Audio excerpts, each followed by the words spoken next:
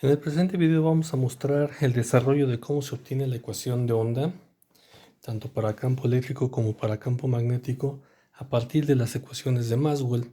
Entonces, recordando que en las ecuaciones de Maxwell tenemos la ley de Gauss de campo eléctrico, la ley de Gauss de campo magnético, la ley de Faraday y la ley de Ampère-Maxwell. Entonces utilizamos las expresiones en forma diferencial porque es más fácil resolver la ecuación que estar resolviéndolas de una manera integral.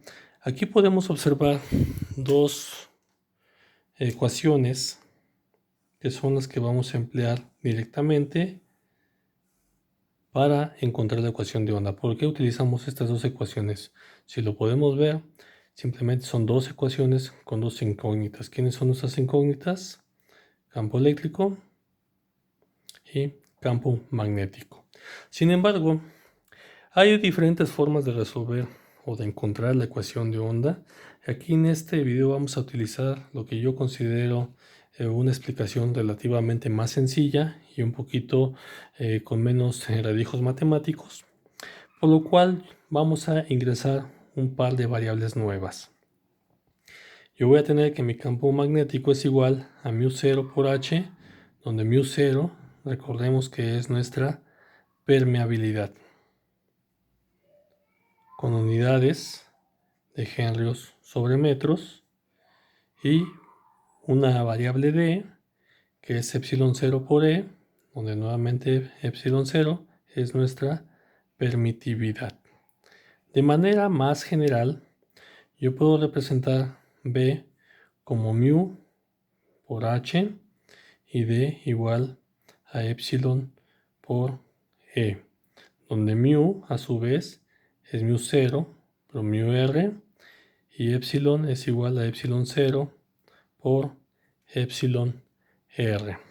¿Quién es μ0? Pues es nuestra permeabilidad en espacio libre con un valor de 4pi por 10 a la menos 7 henrios sobre metro. μr es nuestra permeabilidad relativa y va a depender del tipo de material que hemos estado utilizando, que ya explicamos en un video anterior. Epsilon 0 pues es nuestra permitividad en espacio libre con valor de 8.854 por 10 a la menos 12 farads sobre metros. Epsilon r pues es nuestra permeabilidad relativa, que también va a depender del tipo de material que estemos utilizando. Entonces, ¿dónde recae la simplificación que les había comentado hace unos segundos?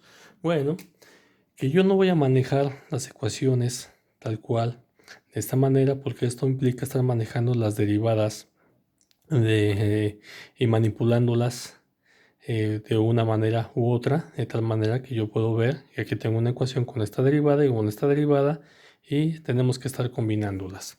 Sin embargo, existe otro modo para poder no estar manejando estas derivadas y poder linealizar la ecuación de otra manera. Entonces, ¿quién es H? Regresando a las variables que estábamos mencionando, ¿quién es H? H es la intensidad de campo magnético y está dada en amperes sobre metro. ¿Quién es D? D se conoce como la densidad de flujo eléctrico y está dado como C entre metros cuadrados, donde C son coulombs sobre metro cuadrado. Entonces, vamos a recordar que el campo eléctrico, como lo hemos venido manejando, está dado sobre volts sobre metro. Por lo tanto, es más fácil utilizar el representante del campo magnético, en este caso su intensidad, como amperes sobre metro, ya que los amperes y los volts son unidades relativamente más comunes de emplear que estar utilizando Webers o Teslas, ¿sí? Dependiendo de lo que estamos utilizando, campo magnético o densidad de flujo magnético. Entonces, ¿qué vamos a hacer para simplificar esta ecuación? Vamos a representar estas ecuaciones de Maxwell en una forma fasorial. Entonces, ponemos aquí en forma fasorial. Vamos a tener lo siguiente.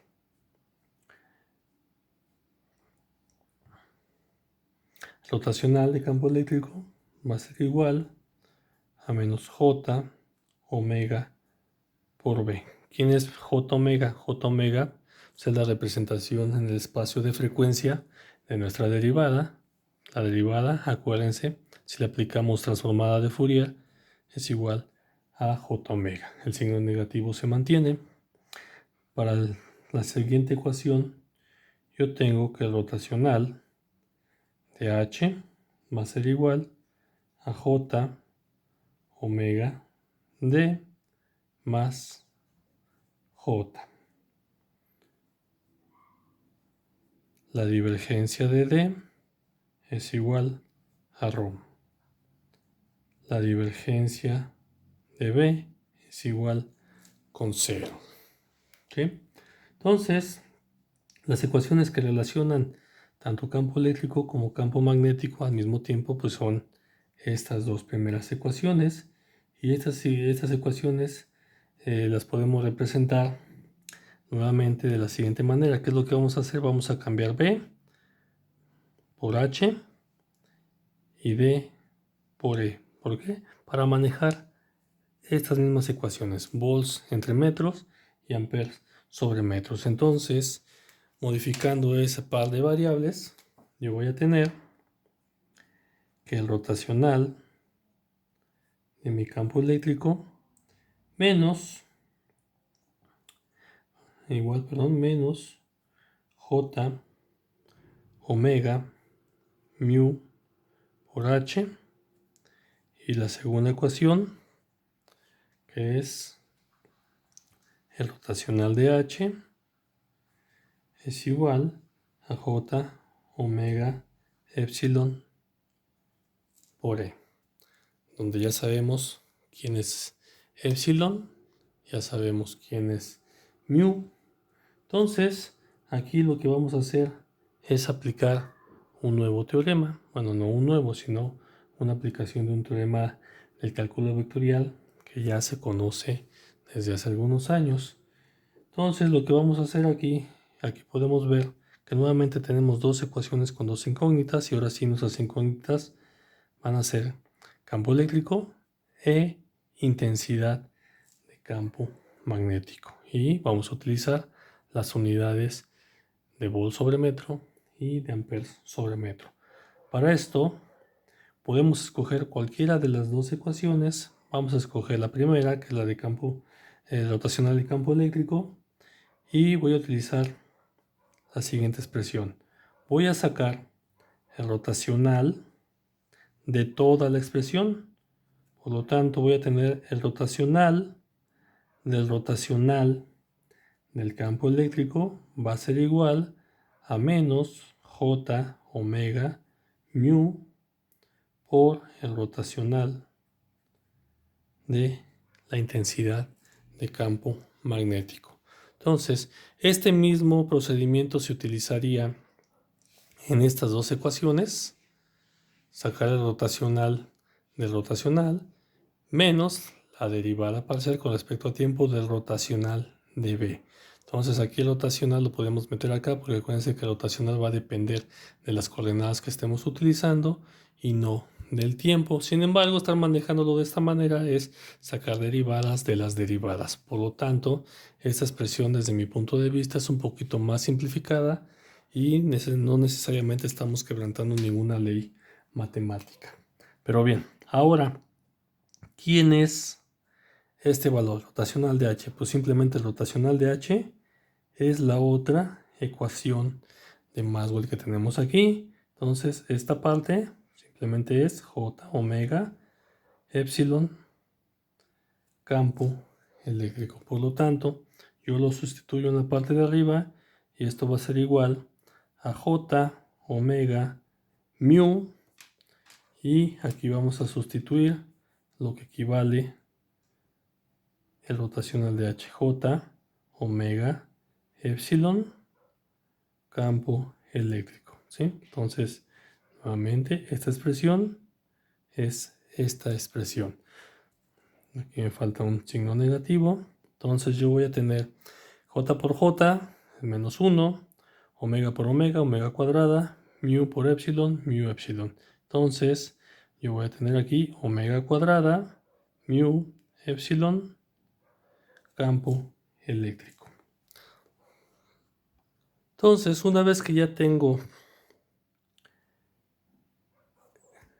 la obtención del rotacional, ahora aquí vamos a aplicar otro teorema del cálculo vectorial. Ese teorema nos dice lo siguiente: el rotacional de un campo vectorial va a ser igual al gradiente de la divergencia de ese campo menos el laplaciano de ese vector que estamos operando. Entonces, esto vamos a sustituirlo en esta expresión, por lo que yo voy a tener que el gradiente de la divergencia de mi campo eléctrico menos el laplaciano de ese campo eléctrico va a ser igual a omega cuadrada mu epsilon campo eléctrico. Aquí es donde vamos a recurrir a otra de las ecuaciones de Maxwell, que nos dice que la divergencia del campo eléctrico va a ser igual a ρ entre epsilon 0. Pero sucede que en esta expresión yo no tengo ninguna carga que me esté generando un campo eléctrico. Este es un campo eléctrico circulatorio. Por lo tanto, como hemos mencionado en videos anteriores, un campo circulatorio no está generado por una carga. Entonces, mi densidad de carga aquí es 0. Entonces, si la densidad de carga es 0, mi divergencia del campo eléctrico es 0 y por lo tanto este factor es 0. Por lo tanto, yo voy a tener que el laplaciano de mi campo eléctrico va a ser igual a omega cuadrada mu epsilon campo eléctrico. Vamos a pasar el término para acá para ponerlo todo positivo.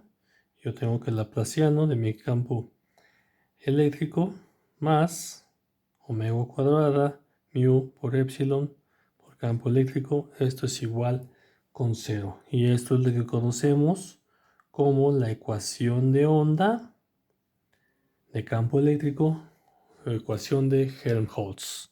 ¿Sí? Como brevario cultural, Helmholtz fue un científico y médico alemán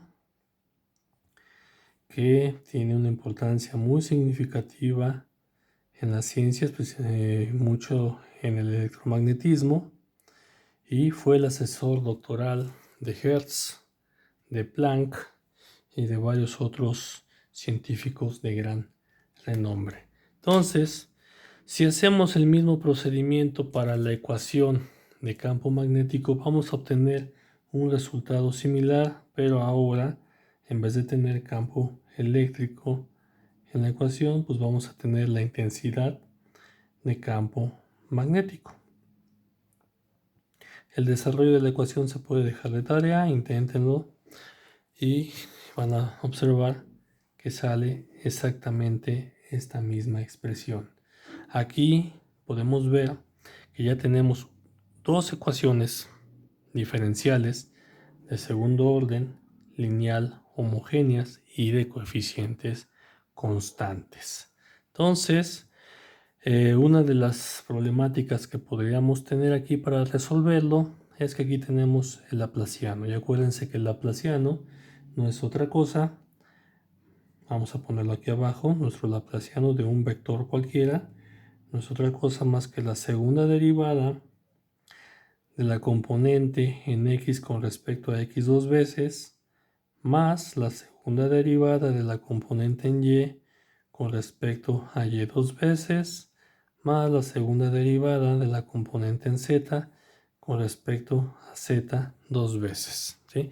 Eso quiere decir que vamos a tener una ecuación diferencial de segundo orden en componentes x, y y z. Entonces, para resolver eso, pues tenemos que proceder a ciertos métodos para resolver ecuaciones diferenciales parciales.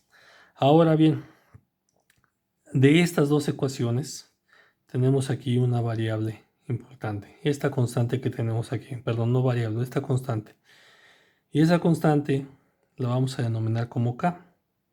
Y K va a ser igual a omega raíz de mu por epsilon. Esta constante K se le llama el número de onda. Y sus unidades son 1 sobre metro.